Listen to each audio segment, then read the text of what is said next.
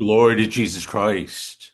Welcome back, everybody, to another episode of City of Desert. And once again, we are picking up with our reading from the first volume of the Philokalia and the writings and the sayings of Evagrius of Pontus. And today we are picking up on page 62 of the text with saying number 53.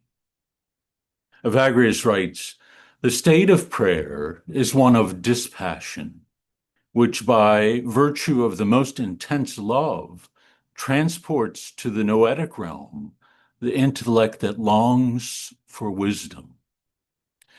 This is a rather complicated little saying from Evagrius, but I also think one of the most beautiful that we've come upon here in his discussion of prayer, because of what it is telling us at the very heart of it. He tells us that prayer is a state of dispassion, first of all, that it is a state where we have allowed the grace of God through humility and obedience, through our prayer and the ascetic life, and most especially through his grace, to purify the heart, to free us from the grip of the passions that often drive our thoughts and our behaviors.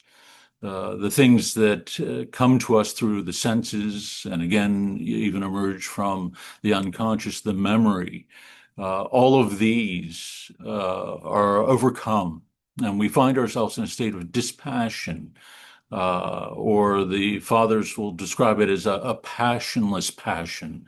We have one passion, and that is God, one longing of the heart, and that is to fulfill his will and to be united with him. And following along this line, he tells us, which by virtue of the most intense love transports the noetic realm, the intellect that longs for wisdom, the most intense love. The little footnote in the book says desire, or most intense longing. And in this way, he mirrors what we would later find in abundance in the writings of Saint Isaac the Syrian, that it is ultimately desire, the intense longing of the heart, that transforms us within the spiritual life. It is not abstract thought, and it is not simply discipline or endurance. By engaging in all these ascetic practices, and yet have those be abstracted from our love and our desire for the Lord. It's the most intense longing, he tells us, a longing that is united to the spirit that cries out within the heart with groans beyond words.